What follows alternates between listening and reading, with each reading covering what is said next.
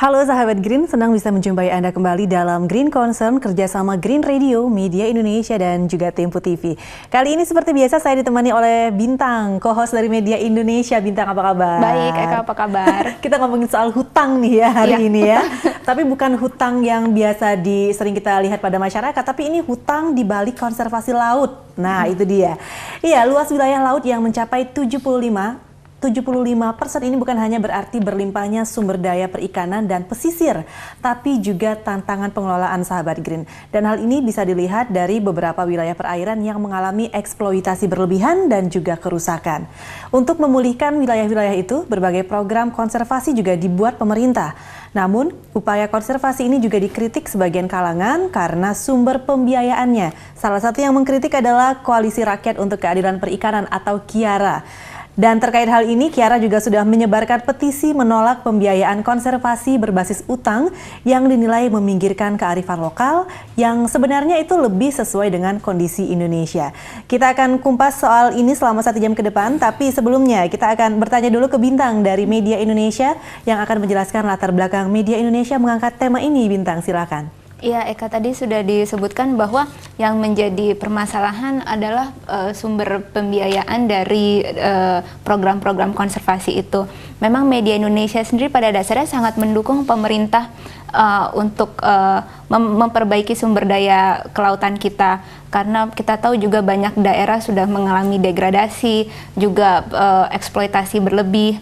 Dan ketika Media Indonesia sendiri meliput ke lapangan daerah konservasi laut, daerah yang ada di seluruh Nusantara, memang ada dampak positifnya kepada masyarakat. Tapi di balik itu kita tentu tidak boleh menutup mata bahwa kita harus juga melihat secara keseluruhan program ini.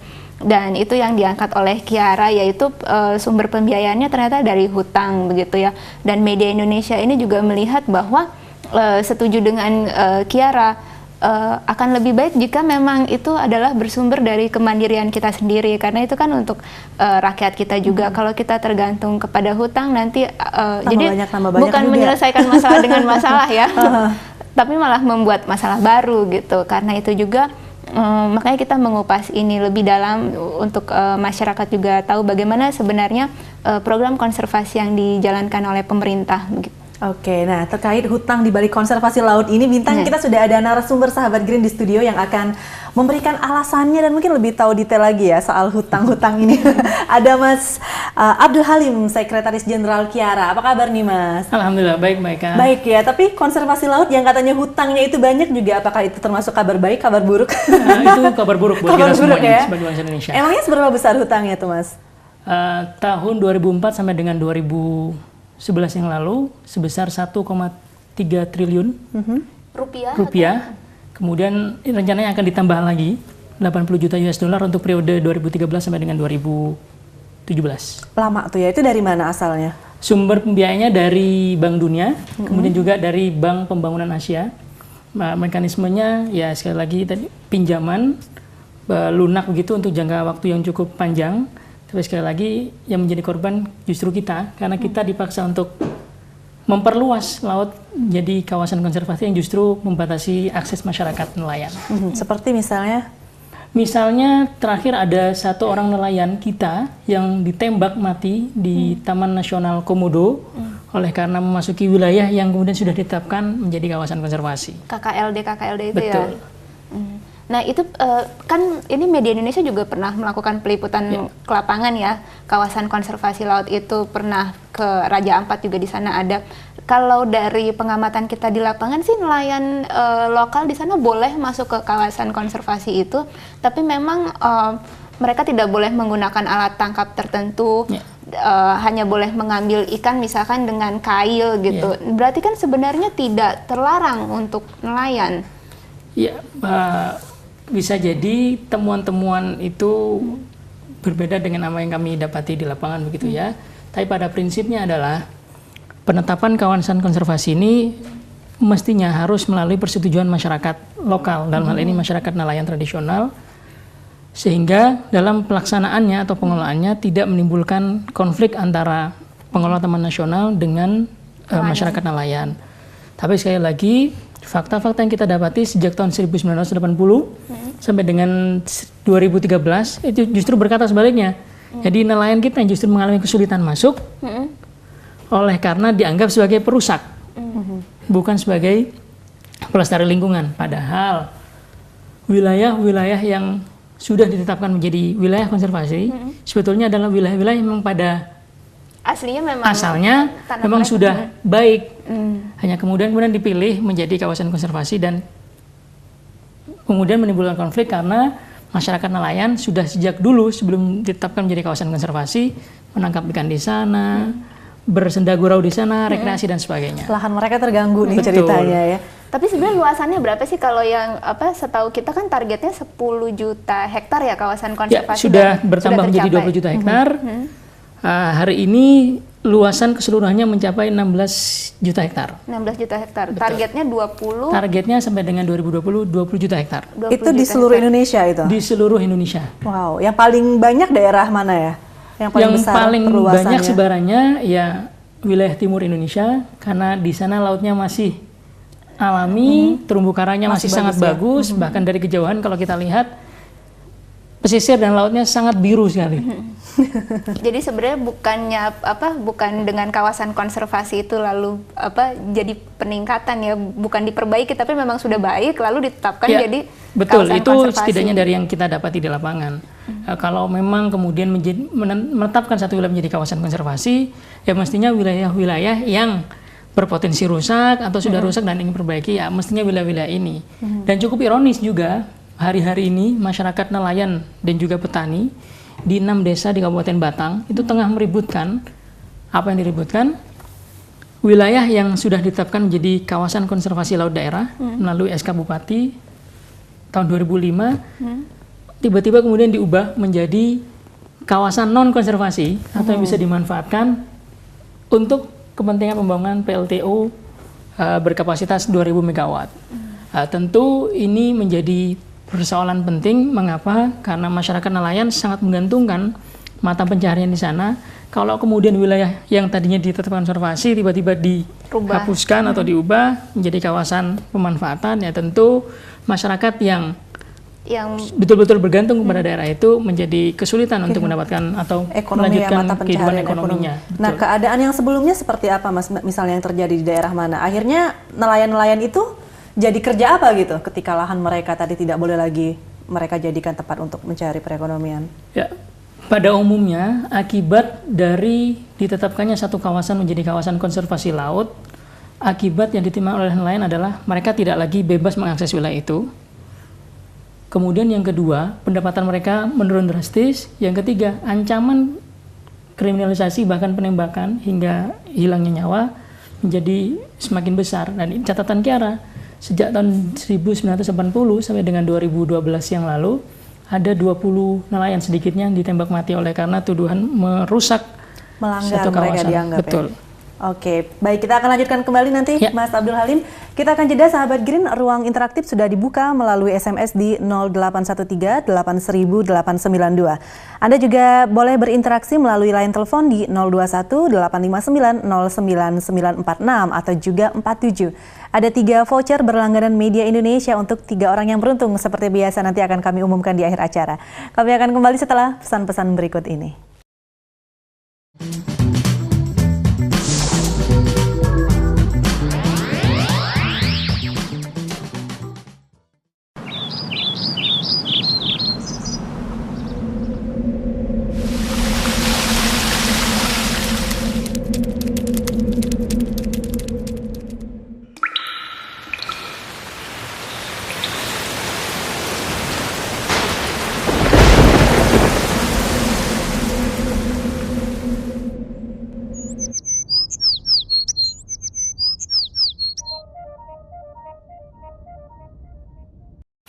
KBR 68H adalah kantor berita radio swasta terbesar di Indonesia.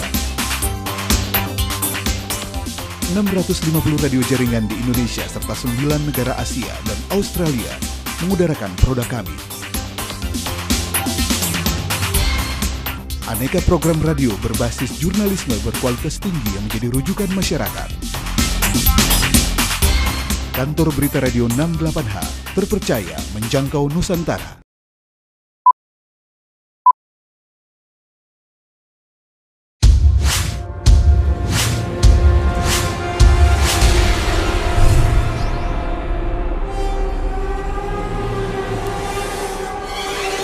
Koran Tempo.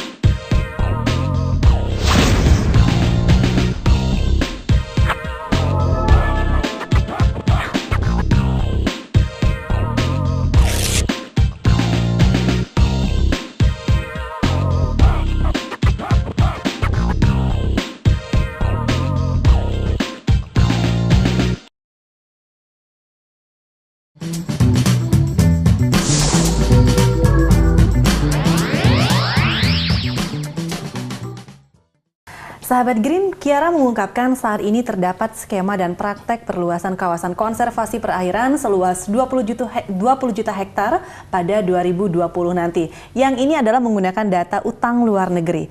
Nah, di sisi lain, proyek tersebut menyampingkan partisipasi aktif nelayan tradisional dan masyarakat adat, serta mengubur kearifan lokal yang sudah dijalankan secara turun-temurun di Indonesia ini.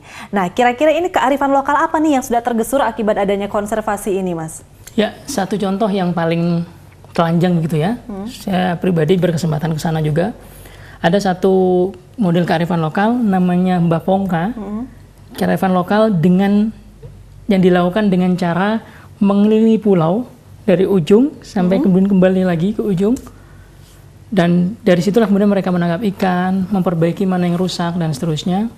Namun hari ini ada satu perusahaan asal Italia, dive resort,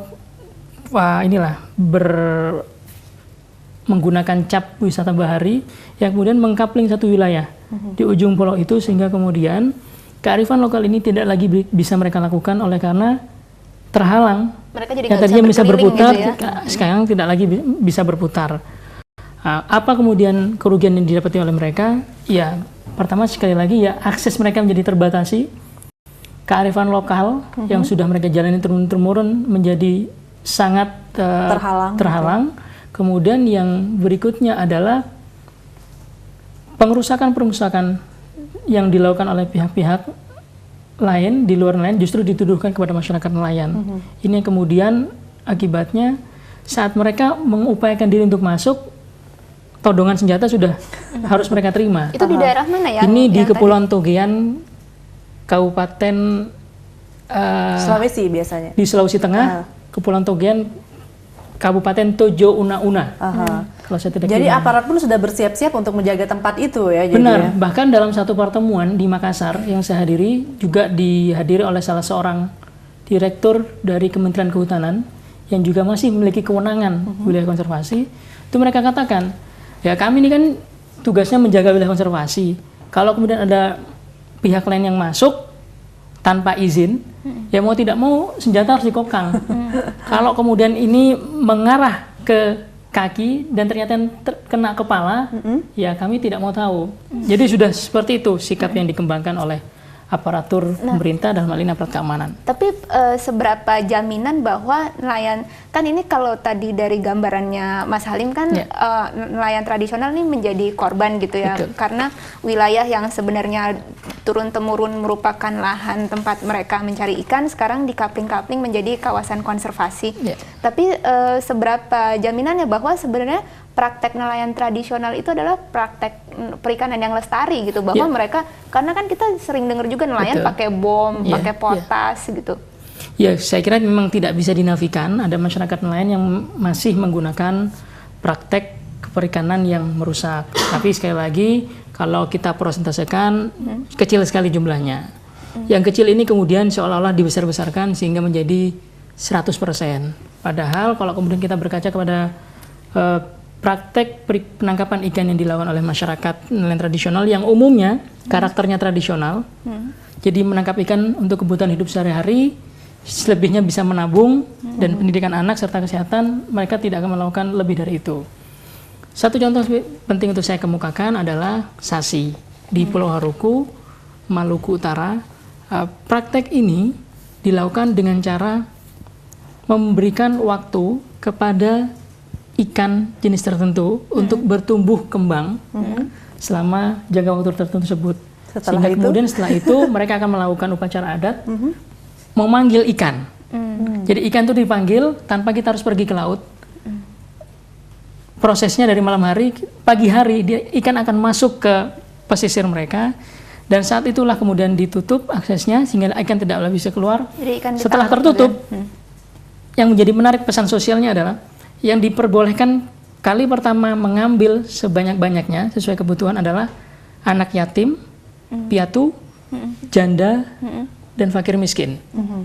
Jika ketiga golongan ini sudah terpenuhi, baru kemudian pihak lain didorong untuk ikut memanfaatkan atau menikmati pesta laut melalui kearifan lokal sasi ini. Ini salah satu contoh. Sesuatu hal yang tidak merugikan itu justru yang benar-benar kayak apa namanya, adat istiadat barangkali ya. Betul. Dan sebetulnya ini yang mestinya didorong oleh pemerintah, bukan kemudian dijadikan alat pariwisata, tapi bagaimana kemudian difasilitasi perkembangannya, sehingga manfaatnya ya tidak perlu lagi pemerintah Indonesia mengambil dana pinjaman atau hutang dari luar negeri untuk mengonservasi satu wilayah perairan tertentu. Nah, terkait soal pelestarian tadi, menangkap ikan secara lestari tadi, ini ada SMS dari Sungkono di Pondokopi, katanya apakah ketentuan menangkap ikan secara lestari sudah disosialisasikan? Karena kan banyak masyarakat yang belum tahu juga. Ya. Pertanyaan Pak Sungkono ini menarik untuk kemudian dijawab oleh Kementerian Kelautan Perikanan sebetulnya. Tapi setidaknya kami dari Kiara mendapati adanya peraturan di sektor perikanan berkenaan dengan penangkapan ikan yang lestari. Aturan begitu banyak, tapi sekali lagi ada hambatan-hambatan komunikasi yang menyebabkan masyarakat nelayan yang masih menggunakan praktek merusak itu terus berlangsung hingga hari ini. Saya sebut contoh misalnya ada peraturan Menteri Kelautan dan Perikanan mengenai alat penangkapan ikan di wilayah perairan Indonesia. Bayangan kami, andai kata aturan ini disosialisasikan dengan baik ke seluruh Indonesia dari Miangas hingga Rote, tentu masyarakat nelayan akan menjadi lebih mengerti dan lebih memahami. Tapi ada pesan yang juga unik harus kita ketahui bahwa ternyata bukan nelayan yang merusak sumber daya lingkungan laut dan sumber daya ikan yang ada, tapi justru pengusaha-pengusaha yang mau tidak mau mereka ditargetkan harus berproduksi sekian sehingga ya eksploitasi gitu. Secara berlebihan ada mereka sisi lakukan. Bisnis juga di situ ya. Nah, baik, ini masih juga ada terkait hal itu, pengusaha yang agak sedikit nakal katakanlah ya. Ini bagaimana dengan perusak yang harusnya ditertibkan untuk menghindari penembakan dari Danang di Kayu Manis? Ya, saya kira penting untuk dilakukan adalah wilayah konservasi harus dievaluasi terlebih dahulu. Jadi pemerintah jangan terpatok pada target luasan wilayah konservasinya 20 juta hektar tadi, tapi lebih kepada kualitas dan harmoninya dengan masyarakat nelayan setempat. Karena sebenarnya angka 20 juta hektar itu juga dari mana sih? Apakah karena memang kerusakannya itu harus dipulihkan dengan 20 juta hektar atau kok tiba-tiba ujuk-ujuk ada angka ada angka segitu 20 juta hektar? Ini yang juga menjadi pertanyaan banyak orang, saya kira. Kenapa? Karena munculnya juga mendadak. Saya ingat ketika konferensi perubahan iklim ke-13 di Copenhagen, Denmark. Saya kebetulan menjadi salah satu delegasi masyarakat sipil di sana. Nah, saat konferensi itulah Presiden Susilo Bambang Yudhoyono dengan gagah perkasa begitu menyampaikan Indonesia bisa berkontribusi dalam upaya penurunan emisi gas rumah kaca 20 juta hektar kawasan konservasi laut, dan kemudian dihubungkan atau disambungkan dengan program RIDD di wilayah hutan, sehingga total keseluruhan 41%. Dari sinilah kemudian para diplomat Indonesia, para ilmuwan yang ada di birokrasi tergopoh-gopoh untuk mencari alasan bagaimana caranya agar pernyataan presiden itu nyambung, dikait-kaitkan gitu. Sehingga muncullah kemudian gitu ya. angka 20 juta hektar kawasan konservasi laut di daerah di Indonesia. Nah, tapi ini saya juga kalau mengembalikan tadi ke tema tentang hutang itu yang kita ingin angkat, kalau tadi dibilang oleh Mas Halim kan sebenarnya kawasan yang ditetapkan konservasi itu kawasan yang bagus ya, Ya, betul. yang memang sudah lestari, lalu tinggal ditetapkan oleh pemerintah ini kawasan konservasi. Nah, berarti kan sebenarnya tidak banyak upaya pemulihan yang harus dilakukan pemerintah. Tapi kenapa utangnya jadi sebegitu besar untuk program konservasi ini? Ya, itu sebetulnya juga menjadi poin kritik kita kepada pemerintah Republik Indonesia, khususnya Kementerian Kelautan dan Perikanan yang menjadi pelaksana program tersebut. Apa kritik kita? Pertama, seperti tadi Mbak Bintang sampaikan, wilayah yang ditetapkan sebagai kawasan konservasi laut sesungguhnya adalah wilayah yang dari asalnya sudah baik. Airnya udah jernih juga. Sehingga tidak perlu Banyak dana upaya yang pemulihan besar itu. atau upaya pemulihan melibatkan hutang sekalipun. Kemudian yang kedua, masyarakat nelayan di Indonesia itu sudah memiliki beberapa kearifan lokal. Tadi sudah kita singgung adalah Sasi. di Maluku Utara, kemudian ada Bapongka di Sulawesi Tengah, ada awik-awik di Bali dan Nusa Tenggara, dan seterusnya. Ini kemudian mestinya didorong untuk lebih masif prakteknya, sehingga kemudian ancaman-ancaman perubahan iklim berupa pemutihan terumbu karang, ikan yang sumber daya ikan stok yang berkurang dan seterusnya, itu bisa diatasi. Kemudian yang ketiga, ada laporan dari BPK mengapa kita semakin getol gitu ya melakukan penolakan atas praktek konservasi berbasis hutang ini. Laporan BPK di tahun 2012 menyebutkan bahwa sebesar 11,2 miliar dana berbasis hutang ini digelontorkan untuk mendukung program rehabilitasi dan pengelolaan terumbu karang di seluruh Indonesia, itu nyatanya mengalami penyimpangan. Jadi dananya sudah disimpangkan, masyarakat dibentur-benturkan, infrastruktur yang disebut-sebutkan tidak jelas keberadaannya. Kemudian yang keempat, keuangan negara menjadi terbebani. Terakhir, sekitar 4 bulan yang lalu saya kira, Kementerian Keuangan mengeluarkan rincian jumlah hutang Indonesia lebih kurang ada 2.000 triliun rupiah. Bagaimana mungkin negara yang punya wilayah laut tadi Mbak Eka sampaikan 75% dari luasan Nusantara, tapi justru mengambil dana hutang dari laut yang luasnya tidak tertandingi di seluruh dunia.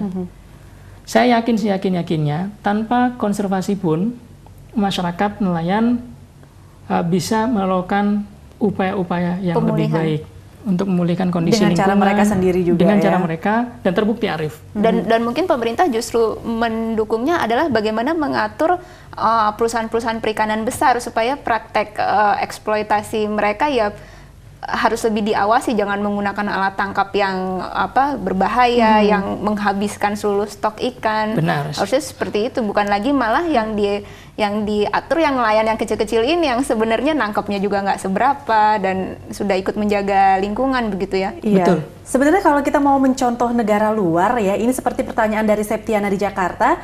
Ini seperti apa sih negara luar melakukan konservasi laut yang bisa dicontoh negara maritim seperti kita? Tapi nanti akan dijawab setelah jeda iklan dulu ya Mas ya. Ya, sahabat Green, Anda bisa berinteraksi bersama kami melalui line telepon di 021 859 09946 atau juga 47, atau juga melalui SMS di 0813 8000892. Kami akan kembali setelah pesan-pesan berikut.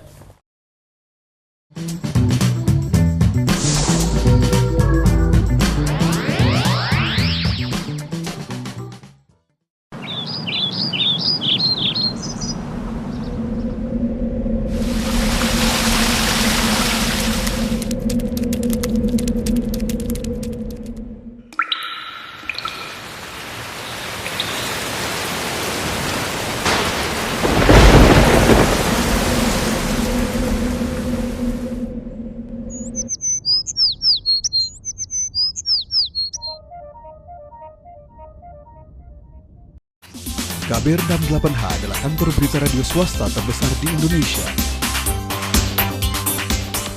650 radio jaringan di Indonesia serta 9 negara Asia dan Australia mengudarakan produk kami. Aneka program radio berbasis jurnalisme berkualitas tinggi yang menjadi rujukan masyarakat. Kantor berita radio 68H, terpercaya menjangkau Nusantara.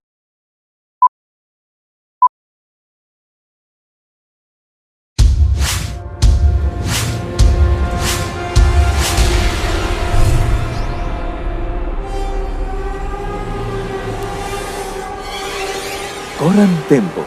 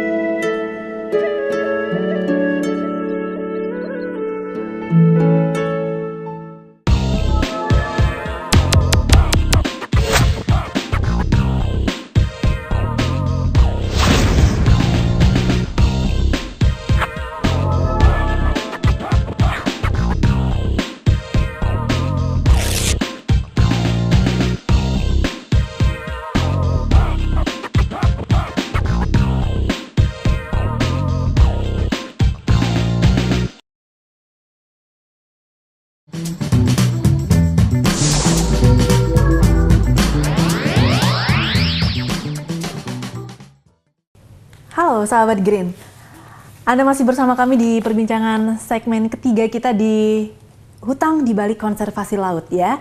Ya, dan kita akan masih berbincang dengan Abdul Halim dari Kiara.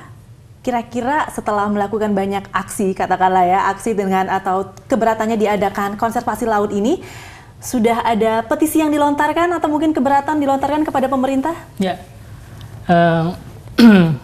kami sampaikan bahwa Koalisi Rakyat untuk Keadilan Perikanan atau KIARA tidak dalam posisi menentang program konservasi laut. Kami menyepakati bahwa laut Indonesia di beberapa wilayah mengalami kerusakan sehingga perlu upaya-upaya perbaikan atau istilah kerennya konservasi. Jadi kalau soal konservasinya setuju ya? Kami KIARA sepakat ya? dengan itu. Yang kami tidak sepakati adalah upaya-upaya konservasi ini dilakukan pertama dengan hutang, kemudian yang kedua melakukan peminggiran kepada masyarakat nelayan, bahkan menggusur, dan kemudian yang ketiga membatasi akses masyarakat nelayan. Sederhana saya kira, namanya nelayan pasti tidak bisa dipisahkan dari Laut, pesisir ya? dan lautnya. Kalau terpisah dari pesisir dan lautnya, Bukan nelayan lagi bukan ya? nelayan, bisa jadi tukang ojek, tukang bubur, dan seterusnya. Nah, berangkat dari 3 alasan itu, kami Koalisi Rakyat untuk Keadilan Perikanan itu mengampanyekan satu buah petisi penolakan konservasi berbasis utang ini pada tanggal 11 Juli 2013 yang lalu sampai dengan 31 Juli 2011 karena seminggu kemudian kita memasuki libur Lebaran. Momentum ini kita pergunakan untuk menyampaikan kepada masyarakat bahwa ini ada laporan BPK mengenai kekacauan pelaksanaan program konservasi. Laporan BPK ini dikeluarkan tahun 2013, hasil pemeriksaan mereka pada bulan November-Desember 2012 yang lalu. Dari laporan itu, beberapa hal yang ditemukan adalah, tadi sudah saya singgung di awal, penyimpangan dana, kemudian infrastruktur keberadaannya tidak jelas, capaian indikasi lingkungannya juga tidak terlalu signifikan, karena sekali lagi sudah sangat baik.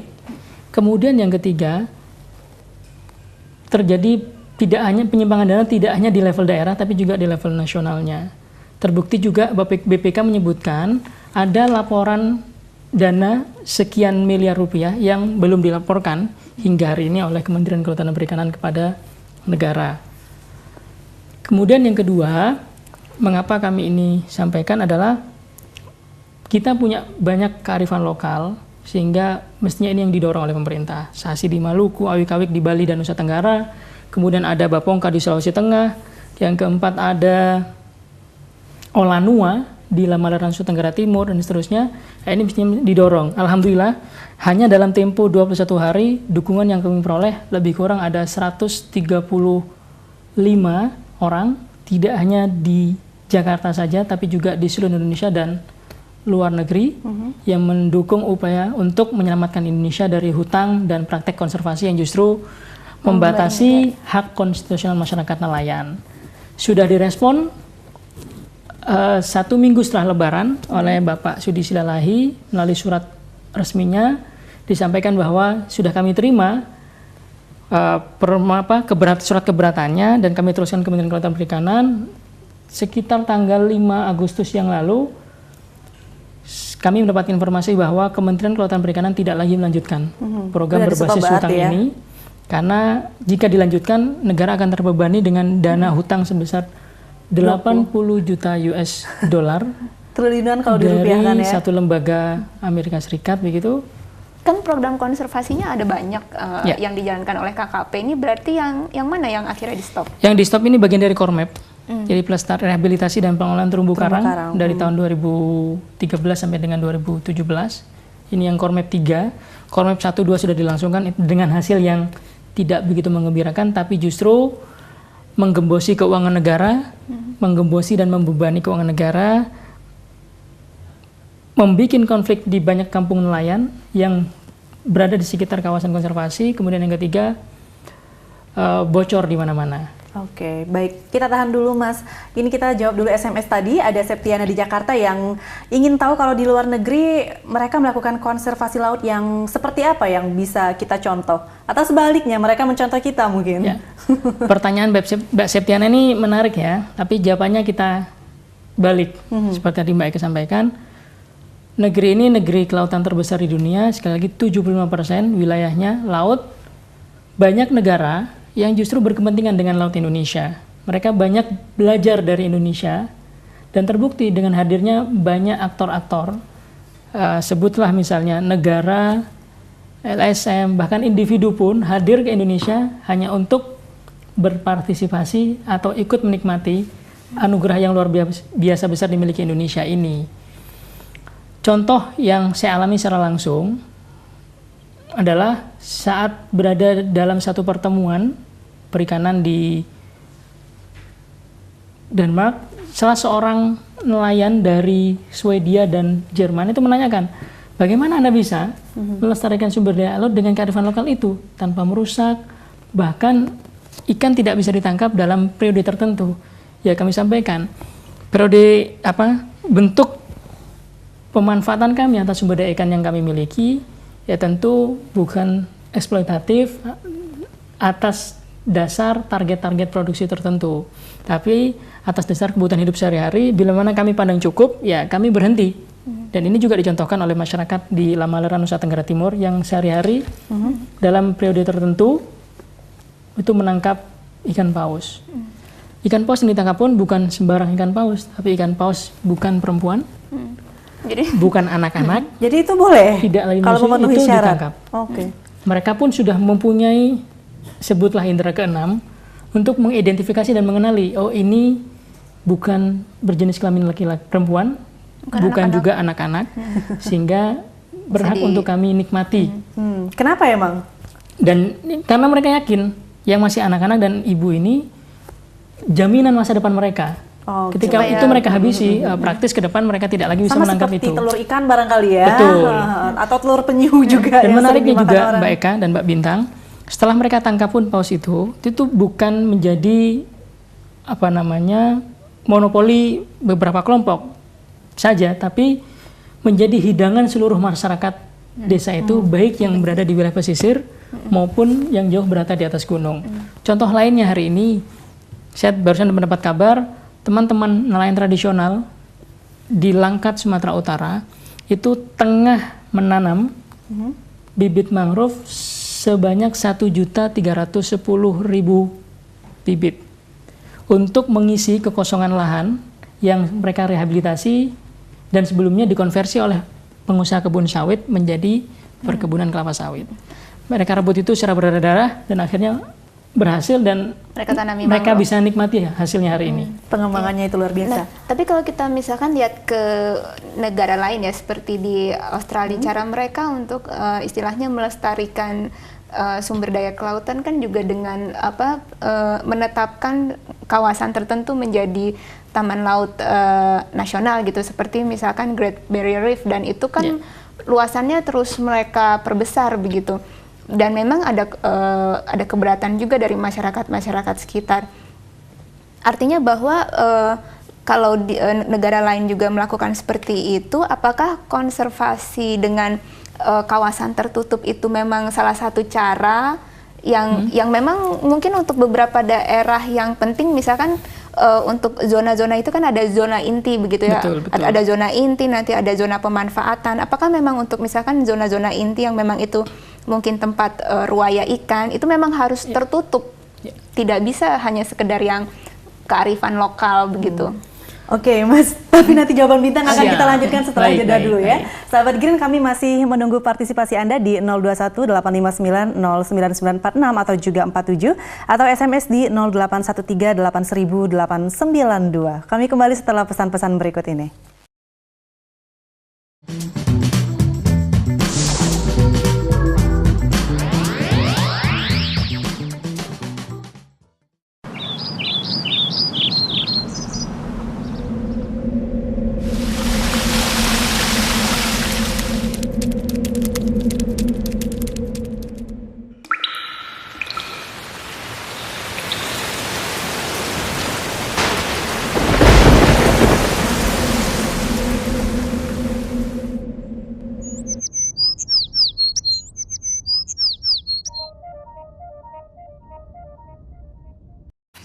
KBR 68H adalah kantor berita radio swasta terbesar di Indonesia. 650 radio jaringan di Indonesia serta 9 negara Asia dan Australia mengudarakan produk kami. Aneka program radio berbasis jurnalisme berkualitas tinggi yang menjadi rujukan masyarakat. Kantor berita radio 68H, terpercaya menjangkau Nusantara.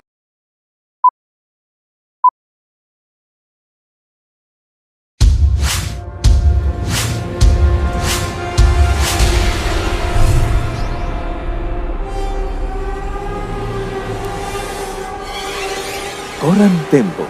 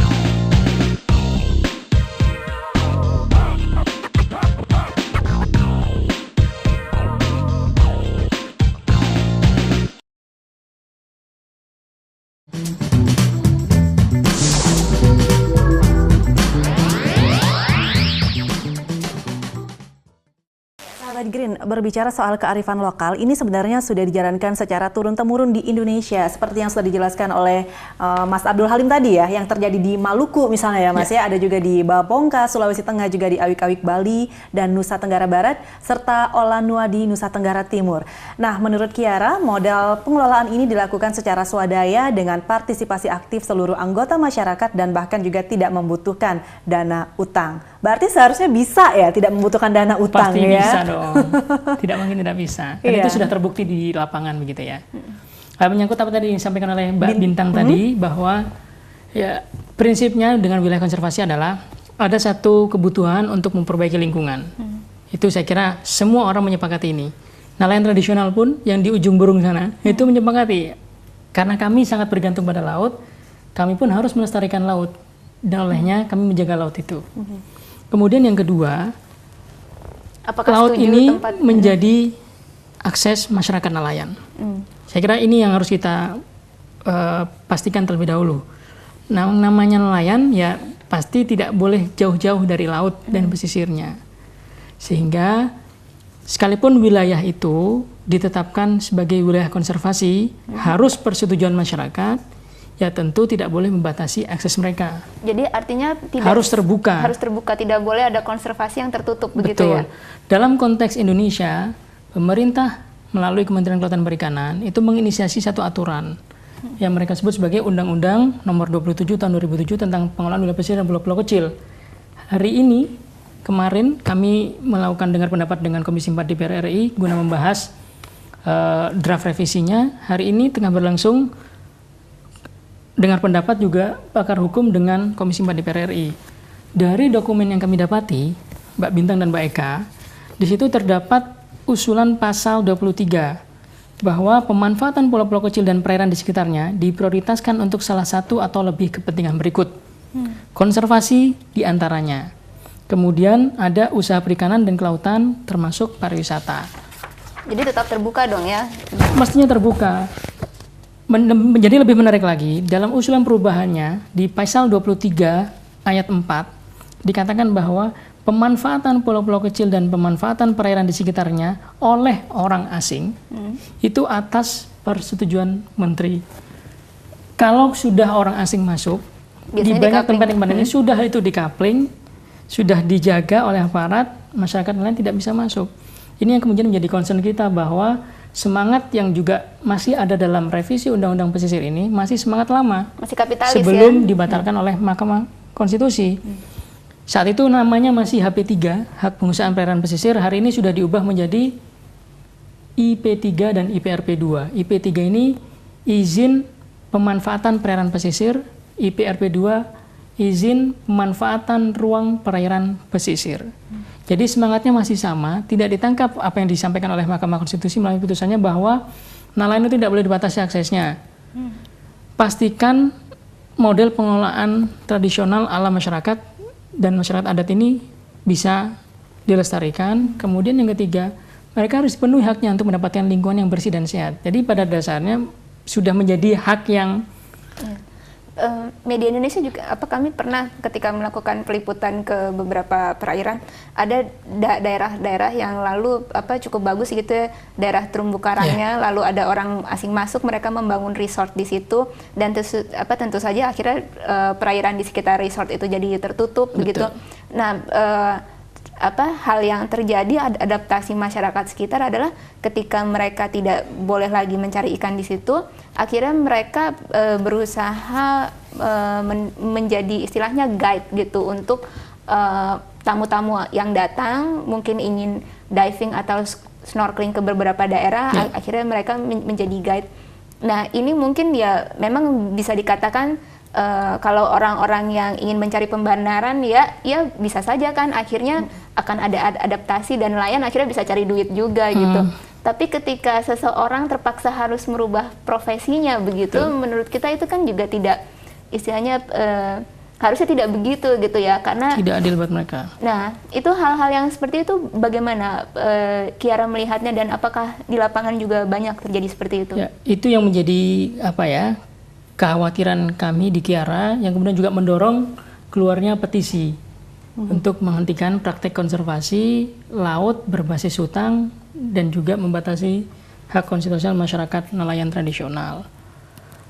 Petisi ini menjadi sebetulnya momentum saja untuk kemudian menyadarkan negara, wahai penyelenggara negara, konservasi yang Anda lakukan sejauh ini pertama membebani keuangan negara karena ada hutang di situ.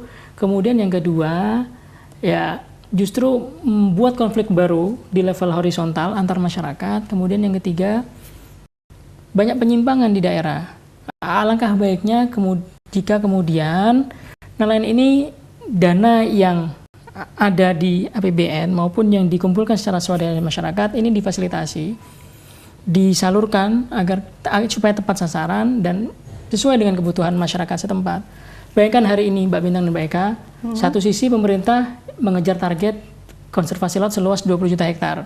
Di sisi lain, kami di Keraton mencatat ada 13 kabupaten kota yang hari ini memberikan izin kepada pengusaha tambang pasir, besi atau laut untuk beroperasi.